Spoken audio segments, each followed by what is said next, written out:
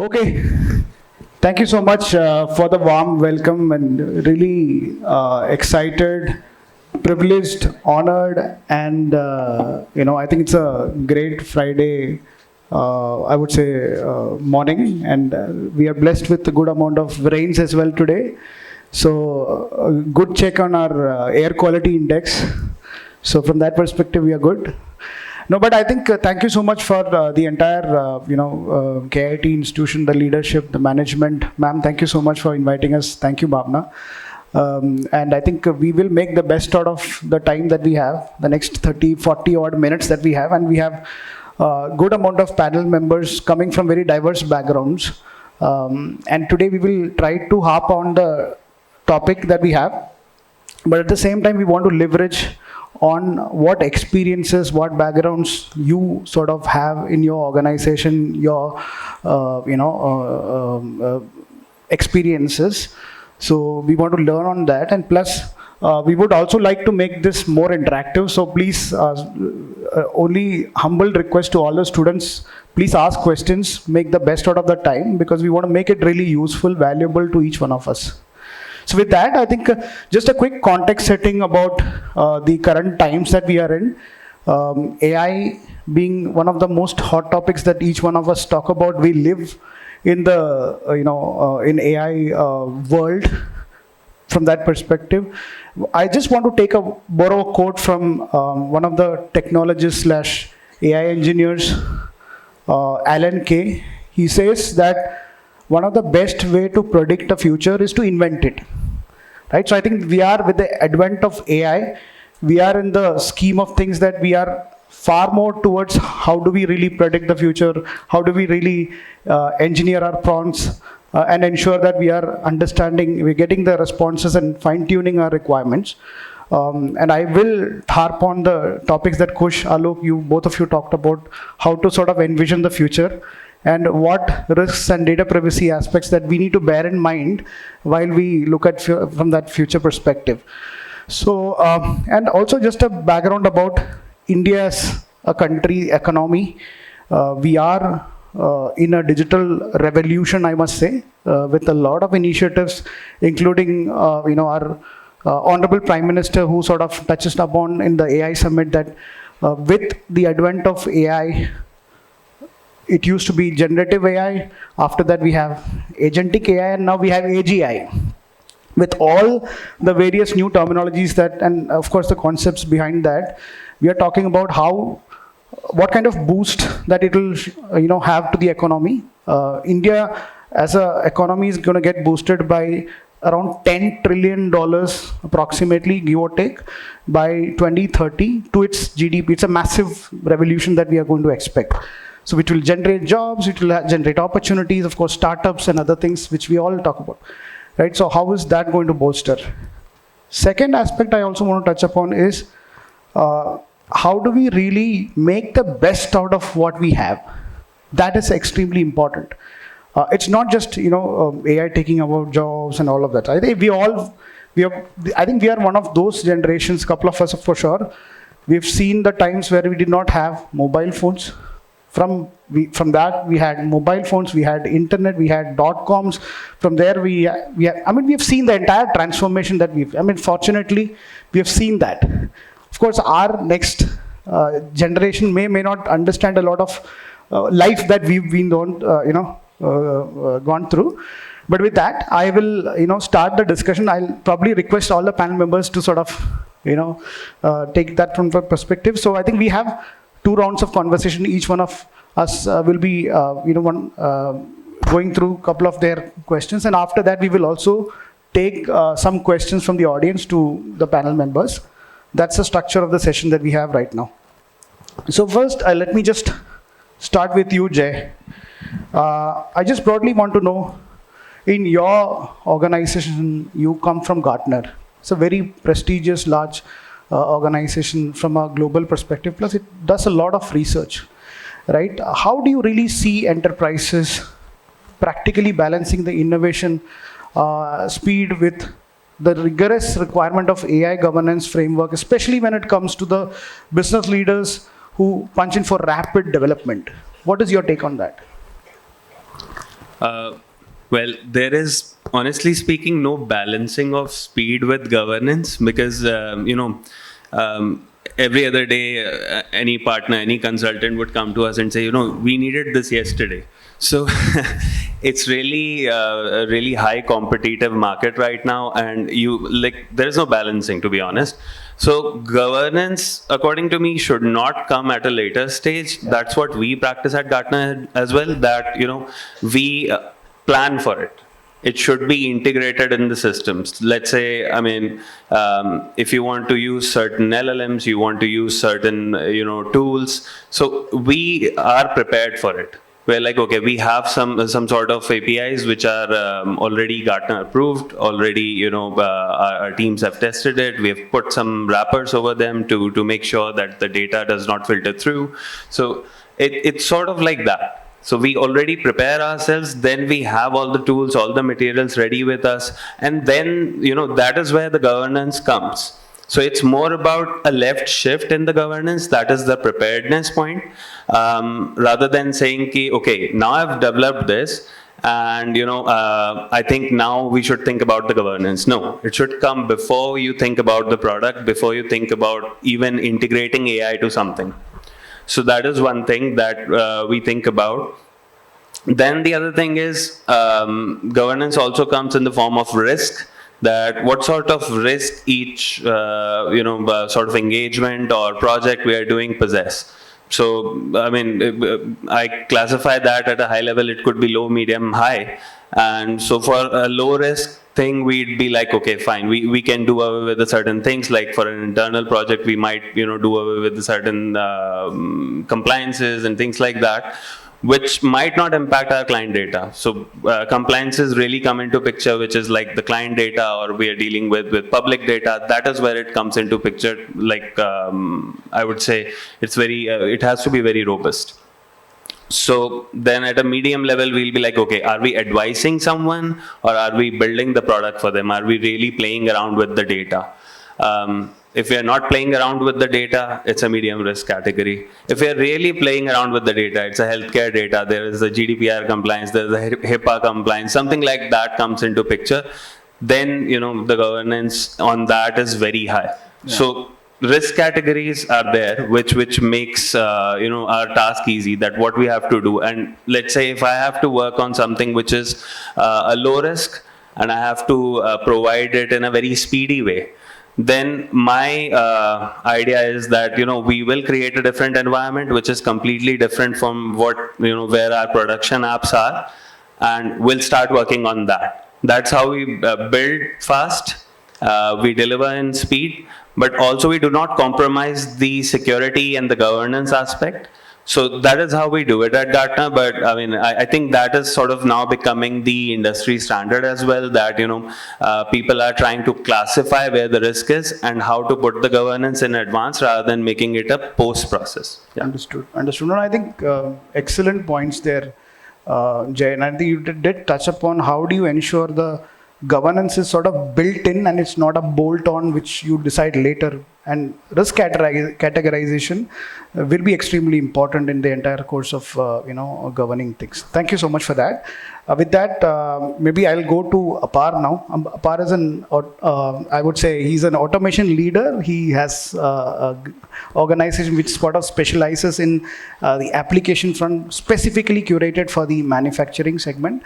So Apar, just your views on how do you balance the benefits of AI-driven efficiency with the potential job replacement in the industries that you perceive? What is your view on that, sir? First of all, you touched upon the topic of automation, and AI obviously is the topic here.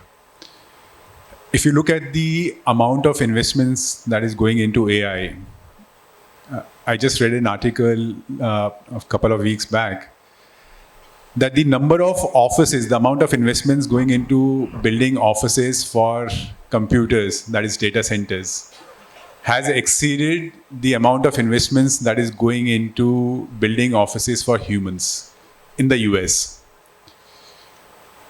So this is first time that has happened, and it has accelerated in the last 5-6 years. The amount of investment that is going into building data centers, which is the bottommost stack for AI, is running into $6.5–7 trillion by 2030. If you compare this with India's GDP, it's around $4.5 trillion. So more than India's GDP, the amount of investment is going into building data centers across the world. So to your first question, a lot of automation is going to happen. So a lot of work that we, and the previous speakers also spoke about it, a lot of work that is mundane, that is simple, for which we have armies of people, will get automated. So there's absolutely no denying about it. So, we have to accept this part of the future that we are entering. Respected sir also talked about the benefits of AI, and he talked about one use case which was in the healthcare sector. For the last 6 years, I've been in the manufacturing sector. And I worked in US, I worked in Europe, across different domains. I've worked in travel, I worked in manufacturing, of course, I worked in EdTech. And I can see that the impact of technology that has happened in certain areas like payments, like travel, it has not happened in many other sectors like healthcare, manufacturing. So while there is a lot of things that are getting automated and technology is advancing, but there is also a need to build technology for certain sectors and for certain segments. So if you're talking about manufacturing, which I can talk about more, that we have very large companies, the Reliances, the Adanis of the world, and they have all the money to build the best software or to procure the best software. And that helps them become more competitive. Whereas, while sitting here in Ghaziabad, we know that there are a lot of industries, maybe in the range of 20 crores, 100 crores, 200 crores. And they don't have all the resources to build technologies that they would want. With AI, people like us, the companies that are building technology for other folks, for businesses, we feel we can build technology that is absolutely at par with the world's best, right? For that, obviously, we require good engineers, but the technology, the base of the technology has changed, right? So a lot of jobs are going to come in sectors where technology has not yet reached. Healthcare was one, manufacturing is another. It will also create technology where it has not reached. In healthcare, in rural, in manufacturing, in SMEs, the 100 crore, 50 crores industries, the 200 crore industry. And not just in India, but across the world. It's not as if getting access to technology was easier before, but it will become easier now. So there are a lot of jobs that will be created. What you guys, as you are graduating, as you are studying, need to keep in mind is building technology will be easier, but building what technology to build will still be difficult. So what you have to be good at is understanding people's requirement and at the same time building technology, right? Because that is where AI will not be able to reach. Talking to people, getting to know about their businesses, their problems, and something which, when you are sitting in front of each other, you will be able to identify much better when you are getting into the shop floor or whether you are getting into a small clinic. You will be able to see what is the real problem. And that is where a lot of jobs will be created. People who will speak to people to build technology for all kinds of users. So I think automation, yes, there are a lot of jobs will be taken away. A lot of jobs will be more automated. But then there are a lot of technology will be created. And for that, all the infrastructure about the data centers and all that is getting built. Excellent, excellent. I think fantastic views there, Apar, and I think you did touch upon a very, very pertinent problem statement. Is there is a requirement of a sector-specific or a segment-specific requirement to curate AI solutions. Absolutely, brilliant, brilliant. I'll probably hold on to that thought and come back to you. But now let me go to Vivek. Now, from manufacturing to education, right? So you lead one of the organizations from a programming perspective. I just want to hear from you in terms of how does the AI-driven education tool be engineered to remain ethical, unbiased, and inclusive for any diverse learning groups that you come across, and what is your experience in your organization? Okay, answering this question from technical perspective, talking about bias, AI systems get introduced to bias primarily because of the data that they are trained on. That is the main source of bias. If your data is skewed, if it is biased, then no amount of post-processing that you do after productionizing it is going to help.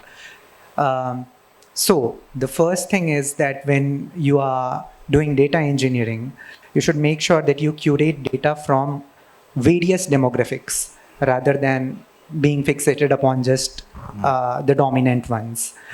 I'll give you a very, just for the context of everyone, let's say if you train an LLM on United States data, if United States comes up with an LLM, and if you ask that LLM some question related to physics, which gives anecdotes about which has to, let's say, share some anecdotes about physicists, it might not talk about Russian physicists who might have done great job in that particular sector. So the bias mitigation, the first step in bias mitigation is to get the data from, various demographics and then train your LLM on top of that. That's the first part of puzzle. The second thing is that when you are training the model, technically there can be a lot of problems like overfitting. So for that, you need to really understand what machine learning is. You need to use techniques like representation learning in order to mitigate problems like overfitting. So here, technical acumen comes into play. Of course, everybody knows that LLMs can be biased, but how they can be biased and what can be the right engineering, practices to delete those biases is something that requires a much deeper insight. It requires ML acumen, and on top of that, it requires lots and lots of software engineering acumen. So that's the first thing. Second layer that I would like to talk about is LLMs themselves. So whenever an LLM is trained, there are two phases. The first phase is pre-training. In pre-training, LLMs are trained just to become next token predictor. It only predicts the next most eligible token. If you say, I love, the next most eligible token is you. But you don't want LLMs to do that. You want LLMs to have conversational abilities. For that, something called as post-training is done. And for post-training, the mechanism which is used is reinforcement learning with human feedback. If you guys have machine learning course, you'd have heard of reinforcement learning. That is a very, very important step in mitigating the biases, because reinforcement learning is usually done on top of golden data set, which is curated by humans, or the data set which is gathered from very authentic sources. So that is one thing. Now, you might question me that not everybody designs an LLM from scratch. We either use open source LLMs or we make use of foundational models by calling their APIs, which is very true. In that case, I would say that when you're using an open source LLM, let's say you're using Llama or Mistral or something like that, the chances are high that it could be biased with perspective of the company or organization that has built it. In that case, you can make use of techniques like fine-tuning. So fine-tuning, even very light fine-tuning techniques like low-rank adapters or quantized LoRa, if you have heard of it. Using these techniques, you can remove biases if the data set that you are fine-tuning on is good. The third layer of it that I would like to speak about is the systems itself, which is your agent, your AI agent. See, when agentic AI came, many design patterns came up with it, something called as RAG. retrieval augmented generation. If you have to ground the response of your agent towards something, you would want to have a layer of RAG built into it. So all of these things, okay, you might not be able to relate to a lot of jargons, which is perfectly okay. But what I am trying to stimulate is that in order to solve these problems as an engineer, you need to have the depth in software engineering and ML perspective. Because you will get so many generic solutions here and there, but if you really want to have a shot at it, you have to strengthen these footprints. See, the need to learn and the need to upskill is much more than it ever was. If you feel that AI can code for you and now your job is going to be easy, then you are probably in some sort of wrong notion. Okay. So yeah, these are the I would say techniques through which as an engineer you can remove biases and make AI more ethical and more grounded as your users would want to see it. Yeah. Sure. No, thank you, Vivek. We'll come back to you with more of insights from your sector. But I think great points on how to ensure that the biases doesn't exist, or at least can be minimized to the extent by increasing diversity and things like that from a sample collection standpoint. But now, let me come to you, Abhinav. You are an alumnus of KIET, plus you've also been working with Adobe. So in Adobe deals with a lot of vast amount of data in terms of users, in terms of third parties. How do you ensure that the AI-driven features respect the user's privacy and minimize the bias, which I think Kush also touched upon in terms of data privacy? What is your view on that? So most of like what Vivek was talking upon, it would be built upon that. So everything is data as of now for AI that we are currently building upon, that is built upon data. So if we can somehow control the data that we have, and questioning that data is very important from an engineering point of view, questioning that what data are we actually putting into the system, questioning our leaders, maybe questioning a professor, like is it the current data, or questioning ourselves is very important. And on the basis of that answers, taking the right call to put that this data needs to be there in the model or not is important. Is it relevant to what problem we are solving is important. And if we are using some external LLMs, it becomes really important to understand what data it is actually using. So coming from that point of view, that how do we work on data privacy? So when we have user data, what actually data we take from the user, we need not have individuals data, but we need to understand patterns and then link it with to individuals and then categorize that for these patterns, such individuals are working on such kind of patterns, rather than going the other way that these individuals do these things. Maybe that is one thing that we do as and other than that, anonymity is very important thing in as of now, because people refrain from sharing phone numbers because there is nothing around data privacy as of now. But eventually anonymity as a standpoint has to come from organizations that they need not share gather only the required data, do not share further information, right? So these are some things like the data that is we are working on cleaning that data, minimizing that so that we keep only relevant things, right?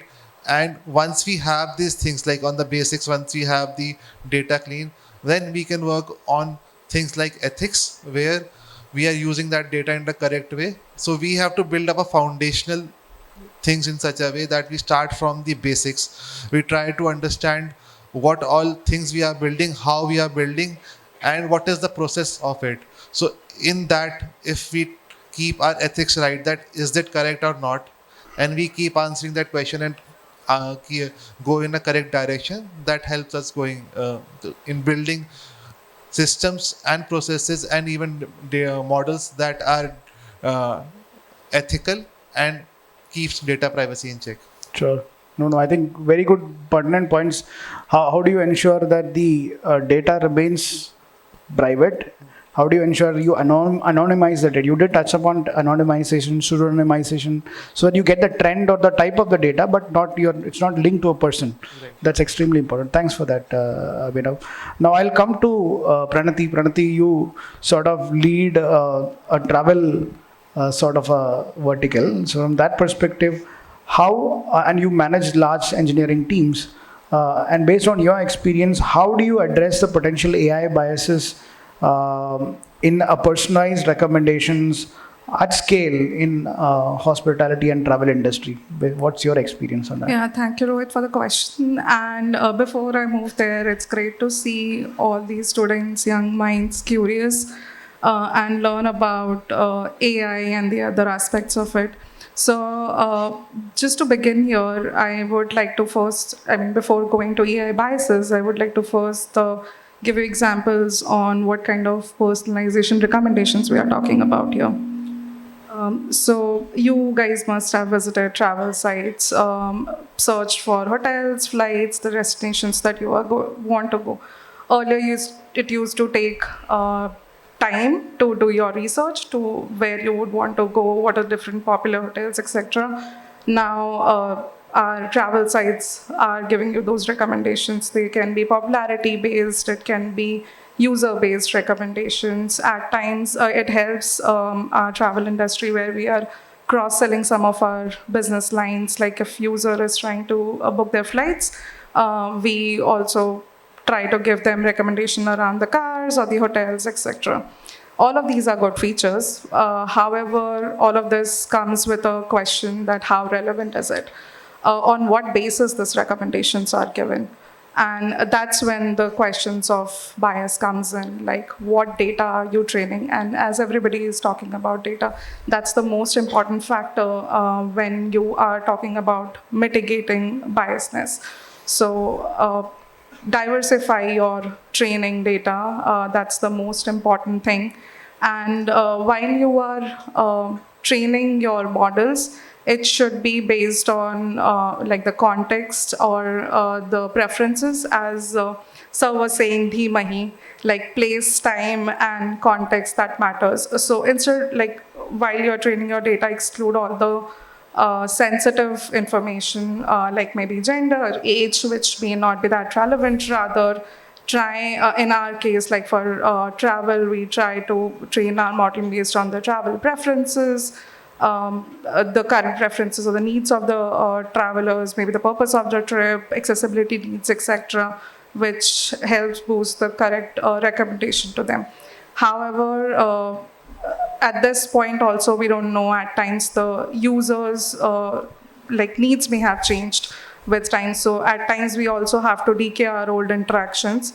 And to top it all, like when the recommendations are given, we have to be transparent around why the recommendations are. So use explainable AI, where we give a short explanation on why the recommendation is, hey, that's, for example, the hotels are shown to you because you have similarly rated 4-star hotels earlier. Also, with that, give users the control to change their preferences or diversify the suggestions so that they can get the relevant results they have. So these are some of the techniques. Along with that, always like audit and monitor the results that are coming so that you can always come back, re-rank your recommendations and give the relevant suggestions again. So it's a continuous process. So yeah, as everybody was saying, like as Jay also mentioned, that shift left. So mitigating bias should not be like a post-launch activity. It should start from beginning where you're training your models. And once you launch, you can again relearn, reevaluate, and do it again. Yeah. Sure. Thank you so much. Thank you, Pranati. I think that perspective about travel and how do you really ensure that the AI is trained with the right sense, that makes a lot of sense. I'll come back to you on the specific questions later. But coming back to you, Jay, I just want to pick your brains in terms of your experience. What are the common pitfalls in engineering AI when you talk about the ethical guidelines in the software development lifecycle, basically? Okay, I think when you talk about the common pitfalls and on the ethical guidelines while using AI, I think we have already touched upon the part of data, and I think everybody has touched upon it that you have to use it cautiously, you have to anonymize it. Those are some basic rules. But I'd say if you just talk about the pitfalls, I've seen a lot of things that could be improved, and the industry is trying to improve that. One thing is, I think ignorance is one thing that I've seen while building products with AI. It's just that there is a rush that you have to produce quickly and you have to produce more. I think at a very few places I've seen this profile which is called an AI product tester. You would see an AI engineer, you'd see an AI developer, but an AI tester is nowhere to be found. And it is very difficult to, build a product, give it to a tester and say, you need to test the AI. And they're like, how do we test AI? We don't know anything about the AI. We can do our usual testing, but, we have very, very less knowledge on the AI.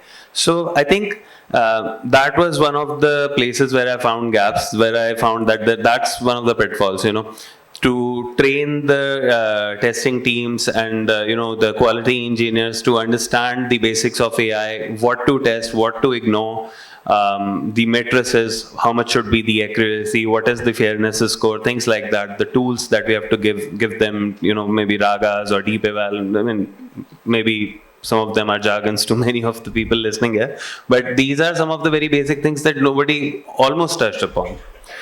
Then I would say the other part again falls back to the governance, where I see that once somebody has been trained on an AI tool or some of the AI practices, the organizations would think done and dusted. I've trained you on AI and you know everything. No. It's ever evolving. Yeah. So every now and then, these all the parameters that change, all the technological change that are happening in AI should be enforced, and they should be a part of the regular trainings for the employees, for the students, for everyone who's in and out of the industry, to make them understand how it is changing. Because every now and then the guidelines change, the policies of the AI products change, LLMs change, and you need to know what it is taking from you and what it is giving you. Then I would say the last point from my side on this would be the shared responsibility concept, which I have seen, because it's changing so fast, nobody can attain all the knowledge and then say I feel like I know everything. So there is a concept of shared knowledge and shared responsibility, and everybody in the industry would be like, we all are responsible for this. To be honest, no. There should be a governance, there should be a governing body which should be dedicated to AI, which I think at many places I've seen now it is emerging. There is a board in Karnataka which is there. That's a state body. But again, for every company, for every industry, for every college, university, there should be one which should know, or which should have at least those many members who can decide, or who can say, we know where you can make a mistake and we are here to help you and fill the gaps. Rather than making a shared responsibility and then at the end when something blows up, it's nobody's responsibility. Yeah. So I think those are some of the gaps that I've seen, but that's 2 cents from my side on that. Good. Thank you so much, Jay. I think you did touch upon very, very important topic of how the shared responsibility will be established. And I think in context of what you mentioned, the committees, and I think India as a country is also coming up with a regulation now on AI, similar to what EU AI Act is drafted. It should, I think right now the DPDPA is being implemented, so eventually that's the next step. So thanks for that. I'll come to Apar now. Apart from a overall strategy perspective, and I think Jay did touch upon an important topic about AI testers, right? So what is your views on what strategies do you use to ensure the AI products are explainable and accountable to the end users, according to you? I think this is a very pertinent question. As technology building becomes easier, we need to know whether it is really creating any value or not. Just going by the theme, we can call it as AI impatience. So every organization I meet, there is an impatience to implement AI, right? To test it out. But to what purpose? To what value? I think that is something that is still not fully proven. I think it is proven in a lot of cases, but it is not fully proven. And there is always a second degree effect. There is a third degree effect. As you build more technologies, you think of more use cases. And we are talking about more use cases, then you are also talking about what could be the outcomes of those use cases. So this is an ongoing cycle, and hence there will always be a need to assess what you are building. In fact, there's a very joke in tech circles that there's 100x code that is being built which will never be used versus the code that will be used. And this will only accelerate. It will become 1000x, 10,000x because building technology becomes easier. Few other things that I'm seeing in different circles and at our end also, as we are moving towards agentic AI, there are multiple agents. For example, in manufacturing, there's a planning agent, there is a maintenance agent. And within those, there are sub-agents.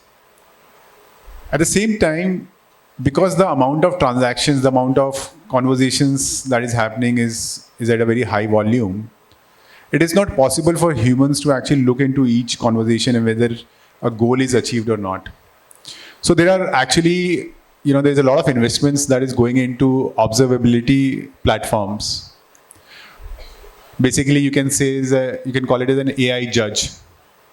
So every conversation that you are having, with a chatbot, and the series of conversation that you are having, you are also feeding it into another AI, which is assessing whether the conversation that is happening is leading to a goal completion or not, or whether it is happening in the right manner, in terms of data privacy, in terms of other things.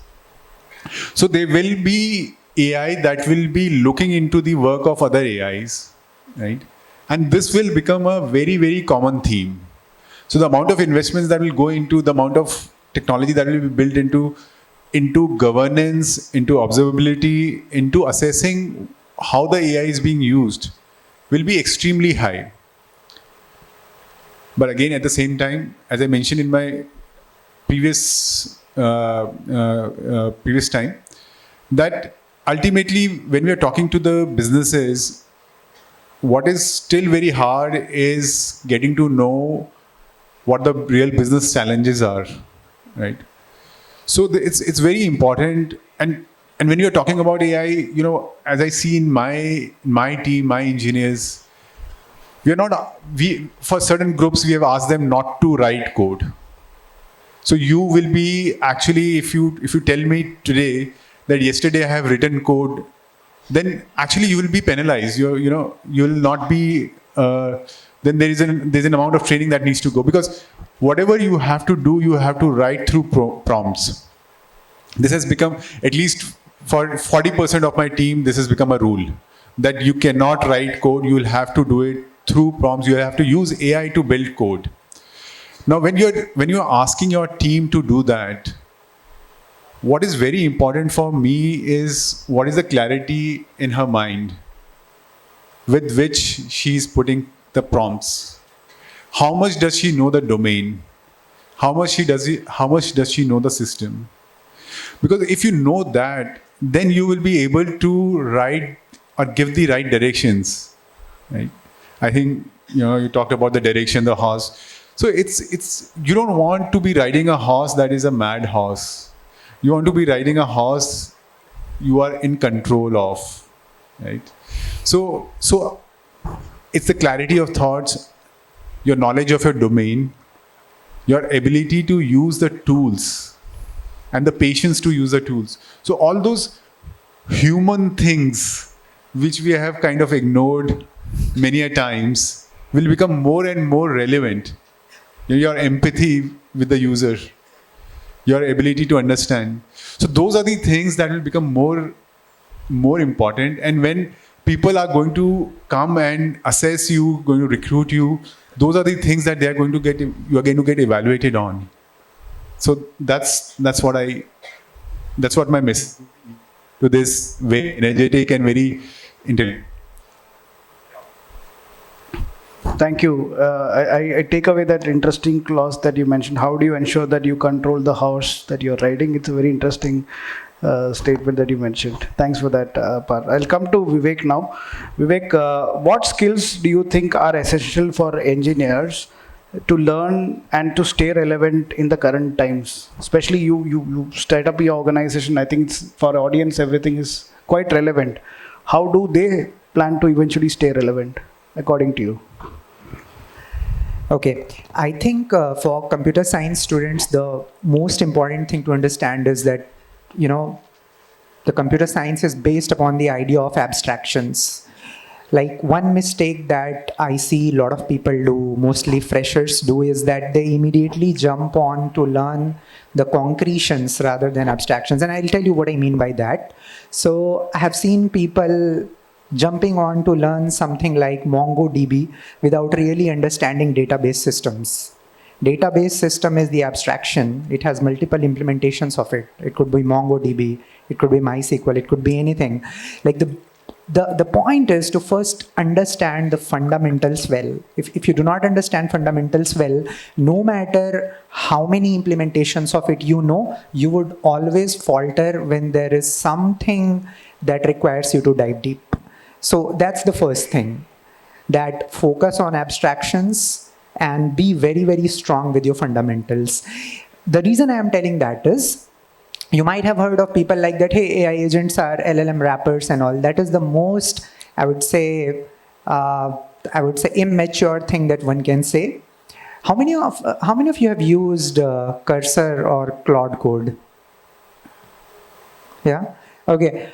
So do you think, like Cursor, actually it is an LLM wrapper, but do you really believe that a random person would be able to create Cursor just like that? The answer is no, because there is a lot of engineering that happens on top of LLMs through which softwares like Cursor are written. You'd have heard of a company called as Glean. There is a company called as Glean. It's run by the ex-CEO of Rubrik. Yeah, I think Rubrik. And that enables enterprise agentic search. So let's say if I'm a big company and I'm having a hard time searching for things, then it builds AI agents through which search becomes very easy, very fast, and very accurate. And building such piece of software does not just require you to write a thin layer on top of LLM. Rather, it requires you to know many nuances. What are the right tool calls that you will be using?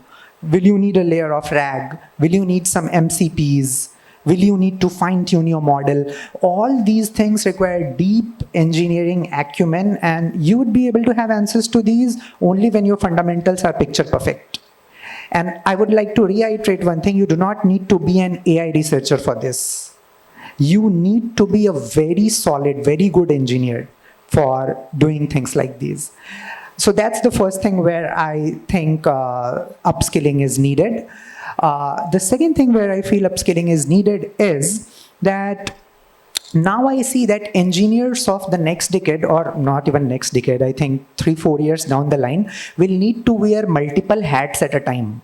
Right now, an engineer only wears the hat of a programmer or architect. That's not enough.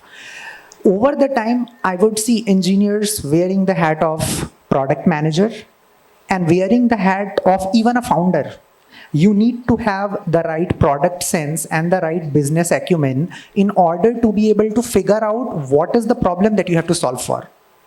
Because as coding becomes more and more commoditized, see, there was a time when coding was considered a very, I would say, hard, tedious activity, and coding something from scratch used to take 7 days or even weeks or even months. But now coding is cheap and instantaneous. The second part is much more dangerous. It's instantaneous. I mean, you just give the proper command to Claude Code or Codex or something, and it gets the things done for you. So what would play important role is that, are you able to figure out that what are the bottlenecks in your current business ecosystem, and then only you'll be able to figure out how to fix that. There is a very well-known emerging kind of role these days called as FDEs, which is forward deployed engineers. How many of you have heard of this? Forward deployed engineers. Okay, so there is a company in the United States called as Palantir. That company is, I mean, known to build softwares for spy organizations and defense intelligence. And for that kind of company, even 20 years back, or I would say 15 years back, it started having forward deployed engineers, where the engineers did not used to sit in offices. Rather, they used to go to the place where their clients used to live. They used to observe how they work. They used to figure out what are the bottlenecks in their operations, and then they used to build things for them. And that kind of thing has started emerging in agentic AI startups as well, because it's very hard to figure out that what kind of problem dentists are having, or what kind of problem, let's say, a marketing guy is having. Only when you look at them, because see, when you talk to them, they might not be able to give you the insights that you really need. But when you observe them, then you will be able to figure out that, yeah, this is broken and this is what AI can solve. Right? So that is another thing which I feel they need to learn. Third and final thing, which I believe, it's not very important by the way, is understanding the AI and not letting it be a complete black box. So, I mean, see, like AI, once it's built, then you use by, you make an API call by sending different values for different hyperparameters. But how AI changes its response when a hyperparameter is changed, you will be able to understand that when you really understand what transformer architecture is, how attention mechanism really works. That requires you to be grounded in mathematics. Right? So that is something which in your former years, maybe when you are in first year or second year, probably you should take some time out to learn linear algebra, vector calculus, matrix calculus, multivariate calculus, these sorts of things. This will allow you to understand that how AI really works from inside. Because once you graduate, you will be in a very different kind of territory and you might not get time to learn these things. So these are things where I believe probably they can. Perfect. Thank you so much, Vivek. And I think in the positive time, I'll just quickly request maybe Abhinav to come and talk about what products, when you talk about what do you think the product engineers play in advocating the responsible AI practices in large organizations like Adobe and others? What is your view on that? Quick 30 seconds, if you can just. So I think product engineers are the last line between the application and the user.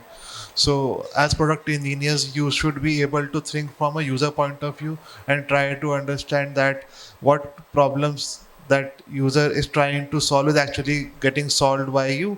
And if it is getting resolved, the half of the things is done. Now it is on the organization to do it in an ethical and unbiased way and deliver fast, taking the market competition. So yes, Sure. So you need to be assess the position that you are the last line and think from multiple. You should be a continuous learner and observer to understand that what kind of users can be there, try to assess the application from that point of view and try to use the application and try to solve the things. Interesting. How to stay as a continuous learner. Good. Thanks for that. Pranati, I'll come to you last, and of course, from your organization and of course your experience, what are some strategies that you found very effective for upskilling the engineering team when it comes to working with AI responsibly? Yeah, I would say it's more than a strategy. So it's all about building that right mindset, the culture, that how you are using it and how informed you are using it, right? So when we are training, like as Vivek was saying, that we need to train on tools and technologies, but along with that, we also need to train everyone on AI ethics. What are the different like biases, mitigations that we are all talking about? Along with that, like as an engineers or business, we need to be always transparent and gain that trust of the users. So in our systems, if they are AI, we need to tell our users that, hey, you are using AI systems. Whenever the AI is giving some output, we need to explain them why those outputs are. So yeah, I mean, as we said, that it's all about just the mindset that we need to be ready with.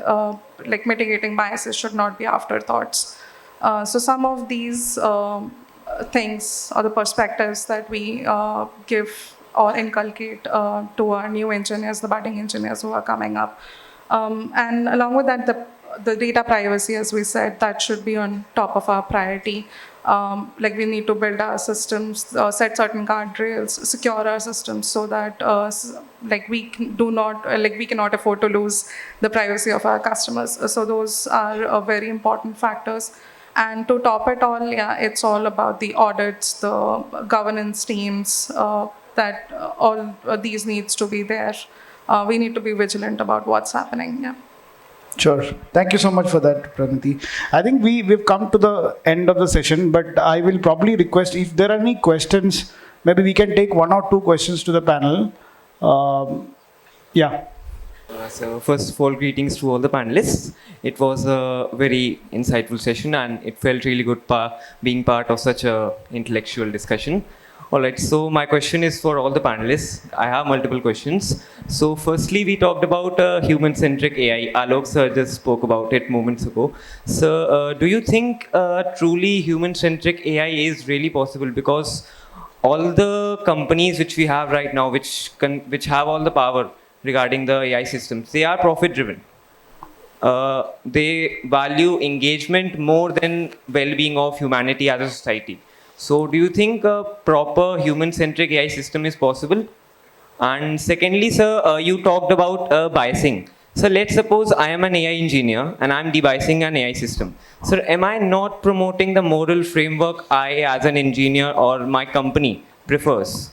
And so lastly, we talked about economic prosperity. So the major AI power rests in hands of a few companies. I can count them on my fingertips. Google, OpenAI, and a bit more.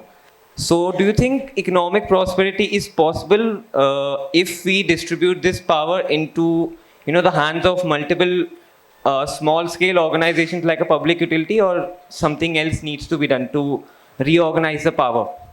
That's it, sir. Thank you so much. Sure. I guess you asked about, can there be really human-centric AI, future possible? Guessing, all the profit-making companies have the switches in their hands. So you're right to some extent that, they've invested a lot. They're investing a lot. In fact, I recently heard that around 650 billion has been invested in the new data centers, which is more than the cost of all national highway that was built for US. But you know what? Government, then there are non-profit organizations, those who make sure that audits are happening. Have you seen recently, I mean, I can't say that right now, but maybe a year or 2 years back, you must have seen there were impeachments done, and there was, Mark Zuckerberg in that impeachment, then there was Sundar Pichai, and who else? I mean, I can't take more names than that, but those are 2 names you know. So auditing is one thing that is being done, and governance is one thing that is being established in every country, in every city, in every organization. Then there are organizations. So very recently, I've had an encounter with IMF, which is a non-profit organization. Then there is WHO, other organizations like this. Those who are also focused on building, AI tools and AI products. And their motive is not to generate any profit or any money out of them. So there are 3 factors that we teach our clients, which is ROI, ROE, and ROF. So ROI is return on investment, which is more profit driven. Then there is ROE, which is return on employee, and then there is ROF, which is return on future. Non-profit organizations are more focused on ROE and ROF. They don't care about the ROI, right? So till the time you're looking at the ROE and ROF factors, that how my employee is going to benefit from this, rather than, what money I can make, how many layoffs I can do. No. With the existing workforce, how much more can I produce? Or what long-term investment can I put? So that is the ROF factor. What long-term investment can I put, and AI can do some better things for me, right? So those are the things that non-profit organizations are looking for, and that is how the balance is created. Obviously, if profit-driven motives won't be there, there won't be any innovation. You can't say that, right? Nobody works for charity. Look, not all of us. I mean, I don't think any one of us work for charity at the moment, right? But yes. At the same time, there are non-profits, there are governments, those who are making sure that there is a balance and there are regular audits and governance. So this does not happen, that human-centric AI future is not there. Okay? And on a lighter note, you watched this movie Terminator, The Judgment Day? It was released in 1989. Just on a lighter note. But maybe I can attempt the other part to it when it comes to how the power centers in terms of the AI being concentrated to something which is not centric. I think that is one of the most pertinent reasons by which we had an entire AI summit this year in India. And I think our entire government, including our Honorable Prime Minister, is extremely gung-ho about how do you make the Make in India campaign successful, especially when it comes to AI, and not just the agentic AGI, the entire ecosystem in itself. We want to boost up, and we want to promote most of the entrepreneurs within the country. I think that is one aspect that the entire country is focusing on. We will, of course, overcome that aspect. Yeah. Anyone else wants to add on to? Feel free. Okay. Hope we could answer your question. All right. Any other queries? Otherwise, Sir, one question from my side. Yeah. Can AI without wisdom is dangerous? And how we embed wisdom into AI systems? Like Alok sir tells about the wisdom and security in AI systems. I think this is $1 trillion question. How to build wisdom in AI? So I think, see, if you talk about singularity, that is, AI is able to work just like humans, right? If I have to answer it technically, I'll say that the current transformer model on which the LLMs are working and all of those things are working, I really doubt it will lead to singularity or the AI becoming so independent and that they can become wise also. They can learn it, right? But wisdom is slightly different thing. So I think it's a very it's a question that you have to build the guardrails around. So when we are, for example, when we are using our own AI system or cloud or any other system, we also have a file system which says that these are the principles by which you are going to answer or help the user. And that .md file or that read file, there is only one person in the organization that is building it. There are not even many people. There's just one person.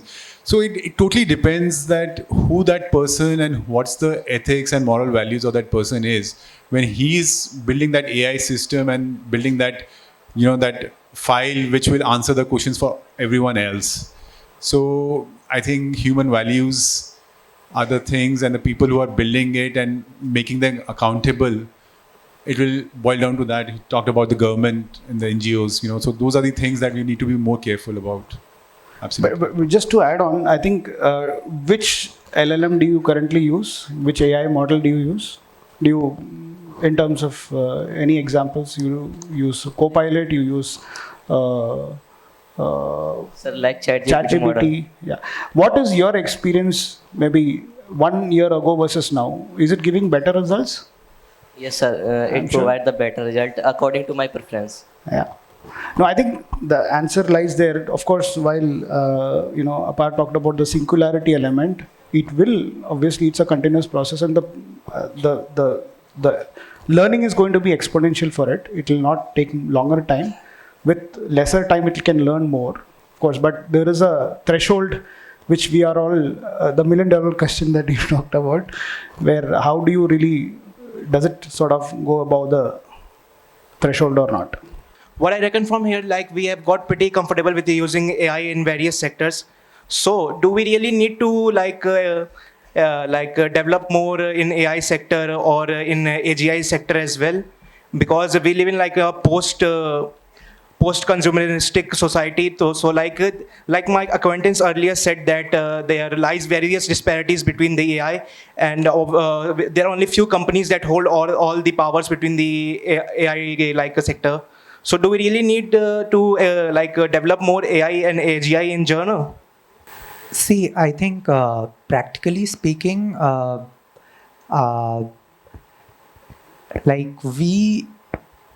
I say we, I mean the Indian engineers have a lot to learn.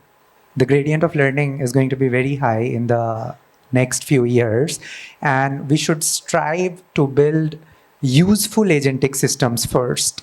I mean, yeah, your point is correct that we are not we have not yet built an LLM of our own. But though, I mean, this point is not entirely correct, because 𝗧𝗵𝘁 is doing very good job. They are building LLMs on top of local Indian languages. But I'm not even going to that. I'm just saying that even building a very useful agentic system is something which will be revolutionary, which will be great. And India right now doesn't have that, that talent pool of AI researchers, which probably countries like continents like Europe and US they have. But I think it's a matter of time. I think we'll have to probably make some structural changes right from our academia to industry in order to achieve that sort of talent pool. But right now we have a very good engineering community, and even if we build very good agentic systems, I think that will be pretty useful for our country and even I would say world in general. Yeah. All right. Okay, I think that's all we had. Thank you so much for your time. I really appreciate all the panel members. Really amazing thoughts, and thank you so much for patiently listening to all of us. Thank you so much.